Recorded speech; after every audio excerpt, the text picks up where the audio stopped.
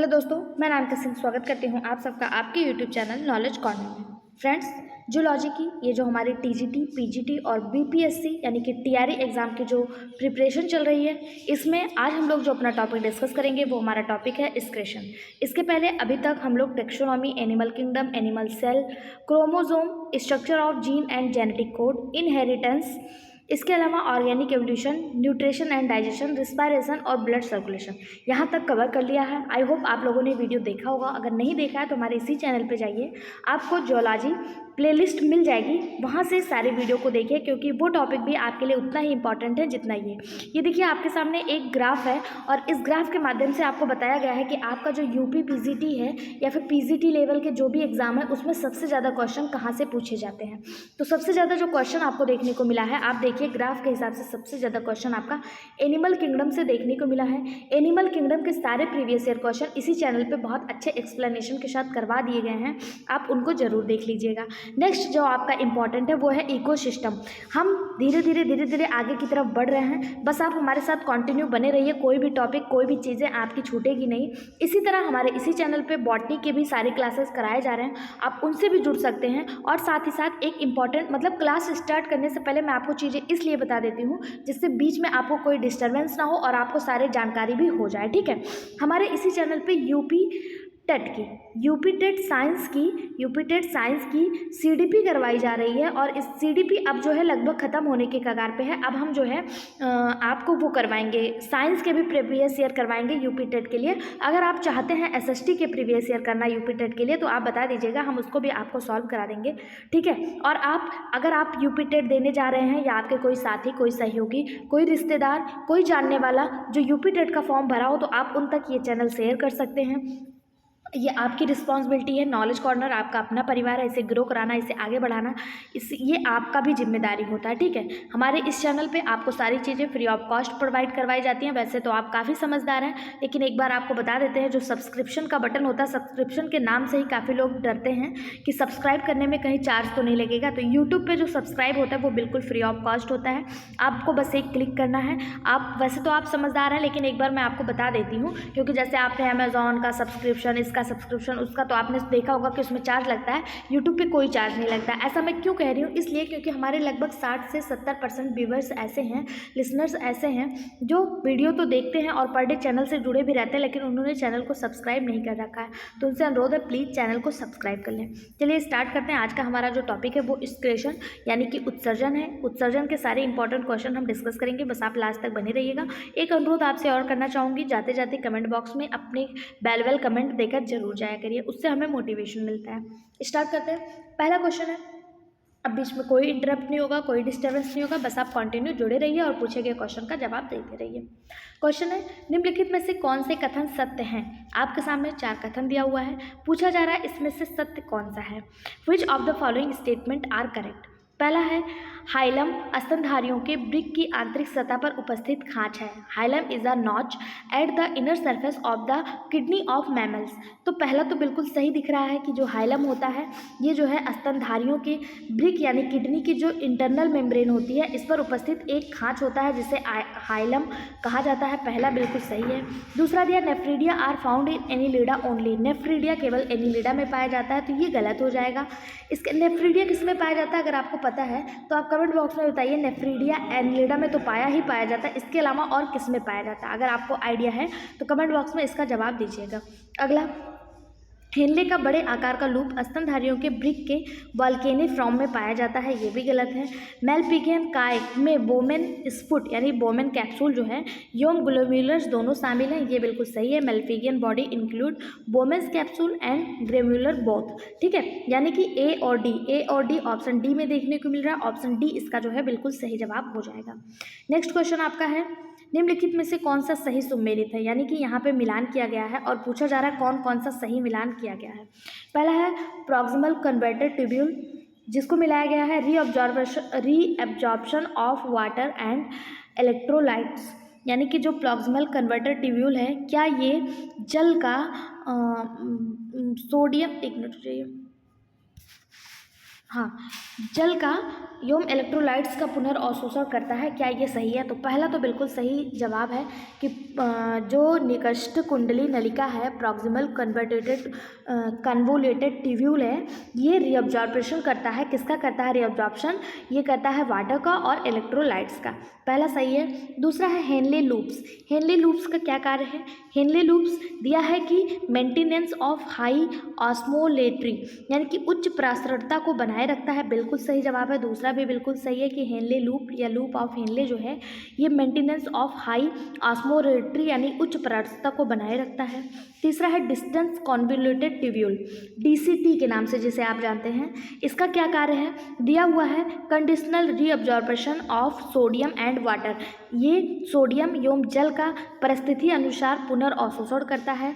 DCT तो बिल्कुल सही जवाब है। पीसीटी क्या करता है? ये जल और इलेक्ट्रोलाइट्स का रीअब्जॉर्प्शन करता है। और डीसीटी क्या करता है? डीसीटी सोडियम और जल का रीअब्जॉर्प्शन करता है। चौथा दिया कलेक्टिंग डक्ट यानी संग्राहक नलिका, मेंटेनेंस ऑफ पीएच यानी पीएच को बनाए रखता है। बिल्कुल सही बात है, यानी 4 के 4 बिल्कुल सही सुमेलित हैं। इसका जो सही जवाब हो जाएगा ऑप्शन के अनुसार देख लेते हैं, 1 2 3 4 यानी ए बी सी और डी सबके सब सही हैं। ऑप्शन डी इसका बिल्कुल सही जवाब हो जाएगा। अगला question, a brick stone is, एक ब्रिक पत्थरी है, मतलब जो ब्रिक में किडनी में जो ब्रिक में स्टोन होता है वो क्या है? Deposition of sand in the kidney, localisation of protein in the kidney, blockage of fat, salt such as oxalate crystal. जो ब्रिक में पथरी होती है, जो गुर्दे की पथरी जिसे कहा जाता है, पूछा जा रहा है वो क्या होता है? तो इसका सही जवाब हो जाएगा ये ऑक्सीलेट क्रिस्टलेट जैसा लवण होता है, यानी salt such as oxalate crystallised होता है। ऑप्शन डी इसका बिल्कुल सही जवाब हो जाएगा। जो ब्रिक पथरी होती है ये तब बनते हैं जब मूत्र में क्रिस्टल बनने वाले पदार्थ अत्यधिक हो जाते हैं। और क्रिस्टल कौन से बनाते हैं? जैसे ऑक्सलेट, कैल्शियम, यूरिक एसिड, ये सब जब अधिक हो जाते हैं तो ब्रिक किडनी होने के चांसेस होते हैं। ये जो क्रिस्टल होते हैं अन्य कचरे और रसायनों को एक ठोस रूप में यानी कि एक जमाव बना लेते हैं, एक ठोस रूप में इसको एकत्रित कर लेते हैं जिससे स्टोन हो जाता है। इससे जो है मूत्र पथ में यानी कि जो यूरिनरी पाथ होता है उससे जब आप यूरिन डिस्चार्ज करते हैं तो दर्द होने लगता है। और ये जो है आमतौर पर कोई अस्थायी क्षति नहीं पहुंचाता और इसे बहुत आसानी से ख़त्म भी किया जा सकता है। ऑप्शन डी इसका बिल्कुल सही जवाब हो जाएगा। अगला, किडनी स्टोन आज क्रिस्टल ऑफ, गुर्दे का पथरी किसका क्रिस्टल है? तो अभी हम लोगों ने देखा जो गुर्दे का पथरी है, किडनी स्टोन है, ये किसका क्रिस्टल है? ये कैल्शियम ऑक्सलेट का है। किसका है? कैल्शियम ऑक्सलेट, यानी कि ऑप्शन सी बिल्कुल सही जवाब। पीजीटी बायोलॉजी में पूछा गया क्वेश्चन है, इसका सही जवाब ऑप्शन सी। अगला, renal portal system is absent in, brick वाहिनी निवाहिका तंत्र नहीं पाया जाता। ब्रिक निवाहिका तंत्र किसमें नहीं पाया जाता? ये देखिए जीआईसी 2021 में आया हुआ क्वेश्चन है। यहाँ पे अगर आप यूपी, पीजीटी, टीजीटी, जीआईसी कोई भी एग्जाम देने जा रहे हैं जिसमें साइंस पूछा जाता है तो ये वीडियो आपके लिए बहुत ज़्यादा हेल्पफुल रहने वाला है। रीनल पोर्टल किस में नहीं पाया जाता? तो रीनल पोर्टल जो होता है ये एम्फीबियंस, रेप्टाइल्स और बर्ड में पाया जाता है। पाया किस में नहीं जाता? तो ये मैमल्स में नहीं पाया जाता है। रीनल पोर्टल सिस्टम जो है वो स्तनधारियों में नहीं पाया जाता है। यह एक पोर्टल सिरापरक प्रणाली है जो हैगफिश और स्तनधारियों को छोड़कर सभी वर्टिब्रेट्स में देखने को मिलता है। यह रक्त परिसंचरण प्रणाली का यानी कि ब्लड सर्कुलेशन सिस्टम का दूसरा मार्ग है जिसके द्वारा हृदय में लौटने से पहले रक्त शरीर के पिछले आधे हिस्से में ब्रिक के माध्यम से चला जाता है। अगर बात करें स्तनधारियों में, अगर ये स्तनधारियों में नहीं पाया जाता तो क्या स्तनधारियों में यकृत निवाहिका तंत्र पाया जाता है? लेकिन ये नहीं पाया जाता।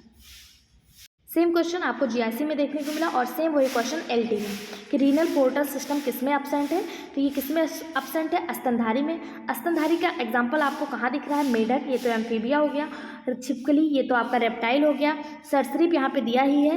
रैबिट जो है ये एक मैमल्स है और इसमें जो है रीनल पोर्टल सिस्टम नहीं पाया जाता। ऑप्शन बी इसका बिल्कुल सही जवाब हो जाएगा। एलटी 2018 में आया हुआ क्वेश्चन है। अगला, about 80% of glomerular filtration is reabsorption in the, glomerular filtration जो 80% रीअब्जॉर्प्शन करता है उसके बारे में पूछा है। प्रॉक्सिमल कन्वोल्यूटेड ट्यूब्यूल यानी पीसीटी, डिस्टल कन्वोल्यूटेड ट्यूब्यूल यानी DCT, descending limbs of loop of Henle या ascending limbs of loop of Henle. इसका सही जवाब हो जाएगा option A PCT, proximal convoluted tubule. जो ग्लोम्युलर फिल्ट्रेशन है इसका लगभग 80% पुनः समीपस्थ कुंडलित नलिकाओं में होता है, यानी कि प्रॉक्सिमल कॉन्वोल्यूटेड ट्यूब्यूल में होता है। ऑप्शन ए इसका बिल्कुल सही जवाब हो जाएगा। Next question, glucose reabsorption occurs in the, glucose का पुनर्अवशोषण होता है proximal tubule, loop of Henley, distal tubule या फिर मेडुलरी कलेक्टिंग डक्ट। ग्लूकोज का रीअब्जॉर्प्शन कहाँ होता है? सही जवाब हो जाएगा ऑप्शन ए प्रॉक्सिमल ट्यूब्यूल। ग्लूकोज का पुनर्अवशोषण समीपस्थ नलिका यानी कि प्रॉक्सिमल ट्यूब्यूल में होता है। ऑप्शन ए इसका बिल्कुल सही जवाब हो जाएगा। प्रॉक्सिमल ट्यूब्यूल वही है जो 80%, 70 से 80% जो है वो करता है, कुंडलित नलिकाओं में अवशोषित होता है। ऑप्शन ए इसका बिल्कुल सही जवाब हो जाएगा। अगला question, urea formation take place in the body in, शरीर में यूरिया का निर्माण कहाँ होता है? ऐसे क्वेश्चन आते हुए भी बहुत ज़्यादा गलत हो जाते हैं, क्योंकि हमको लगता है कि यूरिया का निर्माण किडनी में होता होगा, जो पूरी तरह से गलत है। शरीर में जो यूरिया का निर्माण होता है वो ऑर्निथिन साइकिल के माध्यम से होता है, और ये ऑर्निथिन साइकिल होता कहाँ पे, चलता कहाँ पे? तो ये हमारे लीवर में यानी कि यकृत में चलता है। ऑप्शन ए इसका बिल्कुल सही जवाब हो जाएगा। ये बनता कहाँ है? तो लीवर में बनता है, और निकलता कैसे है? तो ब्रिक के द्वारा यूरेथ्रा से यानी मूत्र मार्ग से शरीर से बाहर निकल जाता है। ये एक पॉइजनस सब्सटेंस होता है। ठीक, अगला क्वेश्चन, यूरिक अम्ल के क्रिस्टलों के संघनित होने के कारण जोड़ों की सूजन को किस रूप में जाना जाता है? Inflammation of joint due to accumulation of uric acid crystal is known as, uric अम्ल के क्रिस्टलों के संचित होने के कारण जो जोड़ों में सूजन होती है उसे किस नाम से जानते हैं?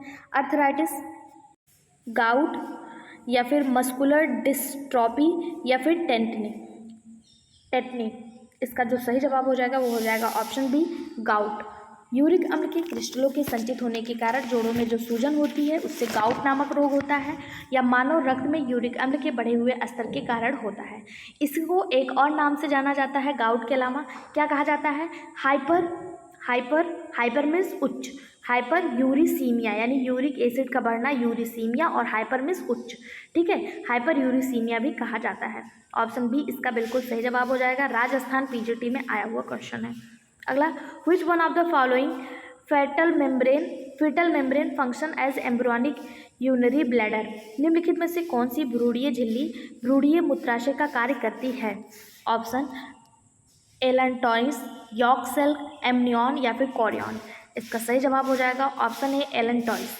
एलेंटॉइस जिसे अपरा पोसिका हिंदी में कहा जाता है, ये एक भ्रूणीय मेम्ब्रेन है, और ये क्या करता है? एम्ब्रियोनिक यूरिनरी ब्लैडर का कार्य करता है। यह भ्रूणीय श्वसन अंग यानी एम्ब्रियोनिक रिस्पायरेटरी आर्गन का भी कार्य करता है। ये एम्ब्रियोनिक यूरिनरी ब्लैडर का कार्य करता है। इसके अलावा ये एम्ब्रियोनिक रिस्पायरेशन ऑर्गन का कार्य भी करता है। ठीक है, इसका सही जवाब ऑप्शन ए हो जाएगा। अगला question, consider the following statement, निम्नलिखित कथनों पर विचार कीजिए। कथन क्या दिया हुआ है? पहला दिया है, in decreasing loop of Henle the filter in hypertonic while is ascending loop the filtration is hypotonic. Henle के अवरोही लूप में निस्यंदन हाइपरटोनिक होता है, जबकि आरोही लूप में निस्यंदन हाइपोटोनिक होता है। दूसरा आपको कारक दिया है कि descending loop is impermeable membrane to sodium while ascending loop is impermeable membrane to water, यानी कि आरोही लूप Na के लिए अपारगम्य होता है, जबकि आरोही लूप जल के लिए अपारगम्य होता है। पूछा जा रहा है इनमें से कौन सा सही है, तो इसका जो सही जवाब हो जाएगा वो हो जाएगा ए और बी दोनों सही है, और ए जो है वो आर की सही व्याख्या करता है। ठीक है, दोनों ही इसका बिल्कुल सही जवाब है। अगला क्वेश्चन, निम्नलिखित में से यूरिया के जैव संश्लेषण के मध्यवर्ती उत्पाद नहीं है? Which of the following is not a intermediate product in the biosynthesis of urea? Biosynthesis यानी कि जैव संश्लेषण, यूरिया के जैव संश्लेषण के मध्यवर्ती उत्पाद कौन से नहीं? Arginine, argininosuccinate, N acetyl glutamate या फिर स्ट्रूलिन। इसका सही जवाब हो जाएगा option C N acetyl glutamate. Urea के जैव संश्लेषण में एन एसिटिल ग्लूकामेट एक मध्यवर्ती उत्पाद नहीं है। ये जो यूरिया का जैव संश्लेषण होता है ये कितने चरणों में होता है? 5 चरणों में होता है, और 5 चरणों में इसमें जो बनते हैं वो देखिए यहाँ पे बनता है ऑर्थिनीन, आर्जिनिन, स्ट्रूलिन और इसके अलावा आर्जिनिन सक्सिनेट बनता है।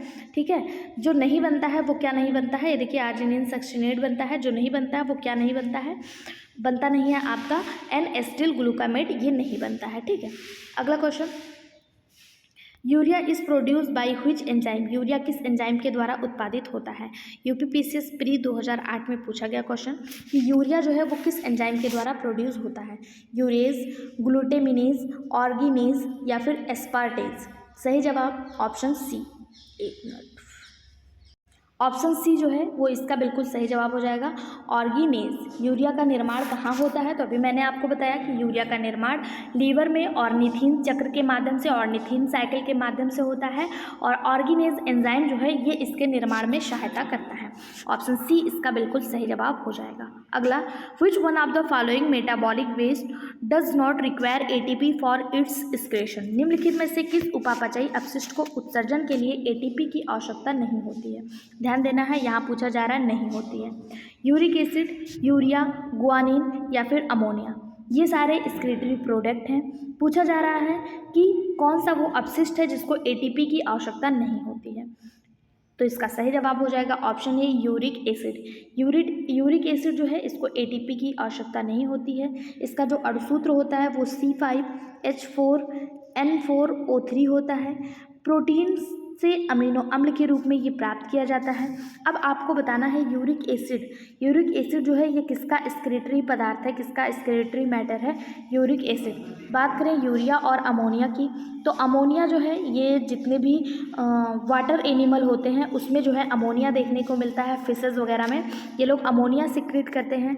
ह्यूमंस ये यूरिया सिक्रीट करते हैं, और गुआनिन जो होते हैं ये जितने गुआनोटैलिक एनिमल होते हैं, जैसे रेप्टाइल्स में आप लोगों ने छिपकली को देखा होगा, ये सब छिपकली हो गया, कॉकरोच हो गया, ये सब गुआनोटैलिक होते हैं। ठीक है, आपको बताना है यूरिक एसिड किसका एक्सक्रीटरी पदार्थ है, किसका एक्सक्रीटरी मटेरियल है। इसका सही जवाब ऑप्शन ए हो जाएगा। पूछे गए क्वेश्चन का जवाब अगर आप कमेंट बॉक्स में देंगे तो हमें भी थोड़ा लगेगा कि आप लोग हमारे साथ कंटिन्यू जुड़े हुए हैं और एक्टिव पार्टिसिपेट कर रहे हैं, हमें भी मोटिवेशन मिलेगा। तो प्लीज़ आप लोग एक कमेंट तो किया ही किया करिए। अगला क्वेश्चन है, the part of the nephron impermeable to water is, जल के लिए अपारगम नेफ्रॉन का भाग है। Proximal tubule, distal tubule, collecting duct या फिर ascending limb of Henle loop. इसका जो सही जवाब होगा वो क्या होगा कि जल के लिए अपारगम नेफ्रॉन कौन सा है, नेफ्रॉन का भाग कौन सा है, तो वो ascending lip of Henle loop हो जाएगा। ऑप्शन डी इसका बिल्कुल सही जवाब हो जाएगा कि हेनले के लूप का आरोही भाग जल के लिए अपारगम नेफ्रॉन का भाग है। और आयनों के लिए अगर पूछा जाए, ये जल के लिए इम्परमेबल है, लेकिन आयंस के लिए कैसा होता है, तो ये आयंस के लिए परमेबल होता है। ये यू आकार की संरचना होती है, इंग्लिश का जो यू होता है उसके आकार की संरचना होती है, जो समीपस्थ घुमावदार नलिका को संग्रहण वाहिनी में समांतर डिस्टल नलिका यानी डिस्टल ट्यूब्यूल से जोड़ती है। ऑप्शन डी इसका बिल्कुल सही जवाब हो जाएगा। ये जल के लिए इम्परमेबल और आयंस के लिए परमेबल होती है। अगला, kidney are vital organ of the body because they help in, वृक्क शरीर के महत्वपूर्ण अंग हैं क्योंकि वे इसमें मदद करते हैं। Regulation of body fluid, regulation acid base balance, remove of metabolic waste, all of above function.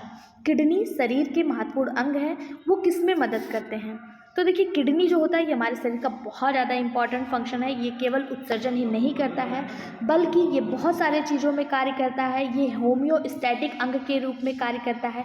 सबसे पहले जानिए होम्योस्टैटिक क्या है, तो होम्योस्टैटिक का मतलब होता है तापमान, तरल पदार्थ, क्षार अम्ल क्षार संतुलन, इन सबको रेगुलेट करना भी किडनी का कार्य होता है। तो दिया है शरीर के तरल पदार्थ का विनिमय, फ्लूइड का रेगुलेशन, बिल्कुल सही बात। एसिड और बेस का बैलेंस, बिल्कुल सही बात। मेटाबॉलिक वेस्ट यानी रिमूव करता है मेटाबॉलिक वेस्ट को, ये भी बिल्कुल सही बात है। यानी कि ऑल ऑफ अबव इसका सही जवाब हो जाएगा। किडनी जो है ये शरीर के तापमान, तरल पदार्थ, क्षार अम्ल क्षार संतुलन, इसके अलावा नाइट्रोजन युक्त और उपापचयी अपशिष्ट को शरीर से बाहर हटाता है। इसके बहुत सारे काम होते हैं। अगर पूछा जाए ये कैसा ऑर्गन है, तो ये होम्योस्टैटिक ऑर्गन है। कैसा है, होम्योस्टैटिक ऑर्गन है। ठीक है, ऑप्शन डी इसका बिल्कुल सही जवाब हो जाएगा। अगला, the yellow colour of urine of vertebrates is because to, कशेरुकियों के पेशाब का रंग पीला होता है क्योंकि इसमें कोलेस्ट्रॉल प्रेजेंट होता है, यूरोक्रोम प्रेजेंट होता है, यूरिक एसिड होता है या फिर मेलानिन होता है। जो यूरिन का कलर येलो होता है वो किसके कारण होता है? तो इसका जो सही जवाब हो जाएगा ये होता है यूरोक्रोम के द्वारा। किसके द्वारा? यूरोक्रोम के द्वारा। ये जो वर्णक है, ये जो पिगमेंट है, ये हीमोग्लोबिन के टूटने से प्राप्त किया जाता है और ये वर्टिब्रेट्स के यूरिन में मौजूद होता है जो यूरिन को येलो कलर देता है। कोलेस्ट्रॉल डिपोजिशन से हार्ट पे प्रॉब्लम हो जाती है। इसमें भी दो प्रकार के कोलेस्ट्रॉल होते हैं, एक गुड कोलेस्ट्रॉल, एक बैड कोलेस्ट्रॉल। गुड कोलेस्ट्रॉल ये हमारे बॉडी के लिए ज़रूरी होता है, लेकिन बैड कोलेस्ट्रॉल ये जब हमारे वेसल्स में, हमारी रक्तवाहिनियों में डिपॉजिट होने लगता है तो इससे हार्ट अटैक के चांसेस बढ़ जाते हैं। यूरिक एसिड, इसके बारे में मैंने आपसे पूछा, ये आपको बताना है। और मेलानिन जो है, इससे ब्लड, ये जो है बॉडी को ब्लैक कलर प्रोवाइड करता है, मेलानिन एसिड, मेलानिन। और इसका जो सही जवाब हो जाएगा वो हो जाएगा ऑप्शन बी। अगला, podocyte cell are found in, podocyte कोशिका पाई जाती है। ये क्वेश्चन पीसीएस और पीजीटी दोनों में पूछा गया। इसके अलावा राजस्थान पीसीएस में भी पूछा गया है। पोडोसाइट कोशिका पाई जाती है, इसको आप विश्राम मार्क कर लीजिएगा। किडनी, लीवर, टेस्टिस या फिर ओवरी। पोडोसाइट कोशिका किसमें पाई जाती है? तो जो पोडोसाइट कोशिका होती है वो बोमेन्स कैप्सूल में पाई जाती है। बोमेन्स कैप्सूल किस में देखने को मिलता है इनमें से? तो वो ब्रिक में देखने को मिलता है, यानी किडनी में देखने को मिलता है। ऑप्शन ए इसका बिल्कुल सही जवाब हो जाएगा। किडनी में जो बोमेन कैप्सूल होता है उसके भीतरी दीवारों पर, उसका जो इनर मेम्ब्रेन होता है उसमें पोडोसाइट सेल पाई जाती हैं। कुफर कोशिकाएं किस में पाई जाती हैं? तो कुफर कोशिकाएं यकृत में पाई जाती हैं। कुफर कोशिकाएं क्या होती हैं? तो ये फैगोसाइट नेचर की होती हैं। फैगोसाइट नेचर मतलब ये चीज़ों का भक्षण करने वाली प्रकृति की होती हैं। वायरस, बैक्टीरिया जो एक्स्ट्रा होता है उनका भक्षण कर लेती हैं और ये यकृत में पाई जाती हैं। जबकि पोडोसाइट सेल किस में पाई जाती हैं? ब्रिक में पाई जाती हैं। सही जवाब ऑप्शन ए हो जाएगा। नेक्स्ट क्वेश्चन है, podocyte cells are found in, ये देखिए Rajasthan school teacher, Rajasthan PGT, UP PGT, PCS सब में पूछा गया क्वेश्चन है। पीजीटी और पीसीएस के लगभग जो लेवल होते हैं वो लगभग सेम ही होते हैं। कभी वही क्वेश्चन पीसीएस में देखने को मिल जाता है, कभी वही क्वेश्चन आपको पीजीटी में देखने को मिल जाता है।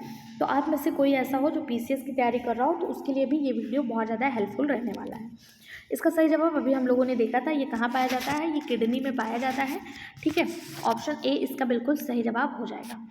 पोडोसाइट जो सेल होती हैं, जो कोशिकाएं होती हैं, ये निस्पंदन अवरोधकों की दरारों के माध्यम से प्लाज्मा प्रोटीन को मूत्रीय सूक्ष्म निस्यंदन में प्रवेश करने से रोकने में सक्रिय भूमिका निभाती हैं। अगर इसका कार्य पूछ लो तो इसका ये कार्य होता है। अगला, पोडोसाइट्स हैं। पोडोसाइट्स क्या है? ये देखिए पीसीएस 1994 में पूछा गया क्वेश्चन।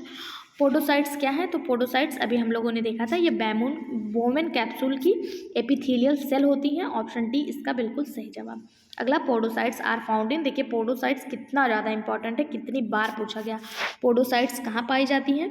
तो पोडोसाइट्स हमने देखा कि ये किडनी में पाई जाती हैं, ब्रिक में। ब्रिक के भी कहाँ? ब्रिक में, बोमेन कैप्सूल में। अब देखिए उससे भी ज़्यादा डेप्थ पूछ लिया कि ये किस में पाई जाती हैं, ascon canal system, sycon canal system या फिर ल्यूकॉन कैनाल सिस्टम। तो इसका सही जवाब हो जाएगा ये तीनों में ही पाई जा नहीं, इसका सही जवाब हो जाएगा इनमें से कोई नहीं, क्योंकि ये कैनाल सिस्टम में नहीं पाई जाती। ये किस में पाया जाता है? बोमेन कैप्सूल में पाया जाता है। ये इसका आकार कैसा होता है? तो इसका आकार प्याले के नुमा होता है। कैसा होता है? प्याले के नुमा होता है, कप शेप्ड होता है। ऑप्शन डी इसका सही जवाब हो जाएगा, इनमें से कोई नहीं। अगला, sodium ion are actively expelled from the Henle loops in the kidney of mammals in the region of, किस क्षेत्र में स्तनधारियों के ब्रिक में हेनले लूप से सोडियम आयन सक्रिय रूप से निष्कासित होता है? Ascending limb of Henle loop, descending limb of Henle loop, collecting duct, distal tubule. बंद कर दीजिए। इसका सही जवाब हो जाएगा option A, ascending limb of Henle loop. स्तनधारियों के ब्रिक में हेनले के लूप के आरोही भाग से सोडियम आयनों के सक्रिय रूप में निष्कासित कर दिया जाता है, जबकि 99% यानी 99% जल जो है ये हेनले के लूप में पुनः अवशोषित हो जाता है। सोडियम आयन समीपस्थ घुमावदार नलिकाओं में पुनः अवशोषित हो जाता है। ठीक है, ऑप्शन ए इसका बिल्कुल सही जवाब हो जाएगा। अगला क्वेश्चन, इसका पीडीएफ आपको फ्री ऑफ कॉस्ट हमारे टेलीग्राम चैनल पे देखने को मिल जाएगा। उसका लिंक आपको वीडियो के डिस्क्रिप्शन बॉक्स में मिल जाएगा। अगर नहीं मिलता है तो आप कमेंट बॉक्स में मांग लीजिएगा, हम आपको पिन कर देंगे। अगला question, metanephric kidney are found in, metanephric ब्रिक जो है मेटानेफ्रिक किडनी मेटानेफ्रिक किडनी जो है वो किस में पाई जाती है? Reptiles only, birds only, mammals only, reptiles, bird and mammal. Metanephric kidney किस में देखने को मिलती है? तो सही जवाब हो जाएगा जो मेटानेफ्रिक किडनी होती है ये रेप्टाइल्स, बर्ड और मैमल में देखने को मिलती है। अगर बात करें टैडपोल की, टैडपोल में प्रोनेफ्रिक किडनी देखने को मिलती है। और जो टैडपोल क्या होता है? मेढक का लार्वा। और जो मेढक अगर बड़ा हो जाए तो उसमें जो है मेसोनेफ्रिक किडनी देखने को मिलती है, जबकि रेप्टाइल्स, बर्ड और मैमल में मेटानेफ्रिक किडनी देखने को मिलती है। ऑप्शन डी इसका बिल्कुल सही जवाब हो जाएगा। अगला, metanephric kidney are found in the adult of, किस वयस्कों में मेटानेफ्रिक किडनी पाई जाती है? तो अभी हम लोगों ने देखा कि किसमें पाई जाती है? रेप्टाइल, बर्ड और मैमल। तो साइक्लोस्टोम ये फिश है, बर्ड में देखने को मिलेगी, मेढक के टैडपोल में प्रोनेफ्रिक और मेढक के एडल्ट में मेसोनेफ्रिक, तो इसमें मेटानेफ्रिक तो हुआ नहीं। इसके अलावा फिशेज में भी नहीं, केवल रेप्टाइल, बर्ड और मैमल में, तो ऑप्शन बी इसका बिल्कुल सही जवाब हो जाएगा। Next question, cloaca is found in, cloaca पाया जाता है मेढक, लिजर्ड, इकाइडना या सभी? तो क्लोएका जो होता है ये मेढक, छिपकली और इकाइडना सभी में पाया जाता है, लेकिन इसमें जो है किडनी जो है वो अनुपस्थित होती है। ऑल ऑफ एबव इसका सही जवाब हो जाएगा, option D all of above. Cloaca उत्सर्जन और प्रजनन दोनों का कार्य करती है, जहाँ पर मेढक एक उभयचर, छिपकली रेप्टाइल्स और इकाइडना जो है ये स्तनधारी है, यानी तीनों अलग अलग फाइलम से बिलोंग करते हैं, लेकिन तीनों में ही क्लोएका प्रेजेंट होता है और ये उत्सर्जन यानी एक्सक्रीशन और रिप्रोडक्शन दोनों का ही कार्य करती है। ठीक है, दोनों का ही कार्य करती है। ऑप्शन डी इसका बिल्कुल सही जवाब हो जाएगा।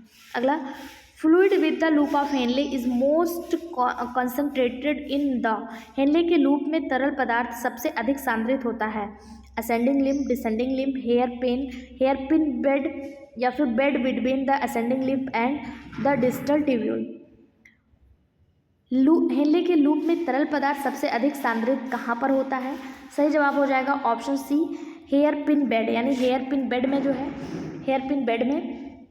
बात करें स्तनधारी और पक्षी में, इनमें जो है हेनले लूप लंबा होता है, जो हाइपर ऑस्मोटिक मूत्र का स्राव करते हैं। हेनले के लूप में जो तरल पदार्थ होता है ये हेयर पिन बेड में सबसे अधिक सांद्रित होता है। ऑप्शन सी इसका बिल्कुल सही जवाब हो जाएगा। अगला, the organ in human body where urea is synthesised, मानव शरीर में वह अंग जहाँ यूरिया का संश्लेषण होता है। तो अभी हम लोगों ने देखा यूरिया का संश्लेषण यकृत में होता है। ऑर्निथीन चक्र या जिसी को यूरिया चक्र कहा जाता है, यूरिया साइकिल कहा जाता है, या इसी को दूसरी भाषा में ऑर्निथीन साइकिल कहा जाता है, इसको बिल्कुल नहीं भूलना है। इसके माध्यम से यूरिया का संश्लेषण होता है। यकृत में अनावश्यक अमीनो अम्ल को ऑक्सीजन की उपस्थिति में तोड़ा जाता है।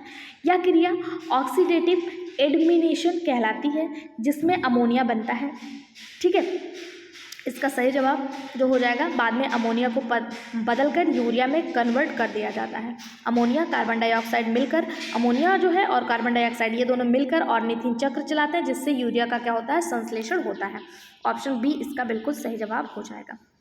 Next question, the conversion of protein waste the ammonia into urea occurs mainly in, protein waste ammonia का यूरिया में परिवर्तित होना मुख्यतः होता है। मतलब अमोनिया का यूरिया में परिवर्तन किसमें होता है? लीवर में होता है। ऑप्शन सी बिल्कुल सही जवाब। अगला, the synthesis of urea is liver take place by, यकृत में यूरिया का संश्लेषण होता है ornithine cycle, nitrogen cycle, Krebs cycle या ग्लाइकोलिसिस। तो अभी हमने आपको कई बार बताया कि जो यकृत में यूरिया का संश्लेषण होता है वो ऑर्निथीन साइकिल या यूरिया साइकिल के माध्यम से होता है। ऑप्शन ए इसका बिल्कुल सही जवाब हो जाएगा। Next question, a series of reaction resulting in the production of urea are included in the, अभिक्रियाओं की एक श्रृंखला जिसके परिणाम स्वरूप यूरिया का उत्पादन होता है में शामिल है। यूरिया के उत्पादन में कौन शामिल है? तो ऑर्निथीन साइकिल। ऑप्शन सी बिल्कुल सही जवाब। यूरिया का उत्पादन किसका परिणाम है? तो यूरिया का जो रिजल्ट ये किससे होता है? Ornithine cycle. सेम क्वेश्चन कितनी बार घुमा फिरा के कितनी तरीके से पूछा है आप देख लीजिए। अगला, यूरिया का निर्माण कहाँ होता है? तो हम लोगों ने देखा यकृत में ऑर्निथीन साइकिल के माध्यम से होता है। नेक्स्ट, हेनले के लूप का आरोही अंग किसके लिए पारगम्य है? ग्लूकोज, अमोनिया, पोटेशियम या फिर जल। लूप ऑफ हेनले जो है इसका असेंडिंग लिम्फ पूछा जा रहा है। असेंडिंग लिम्फ किसके लिए परमेबल है?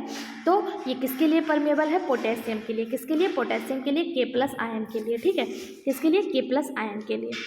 ऑप्शन सी इसका बिल्कुल सही जवाब हो जाएगा।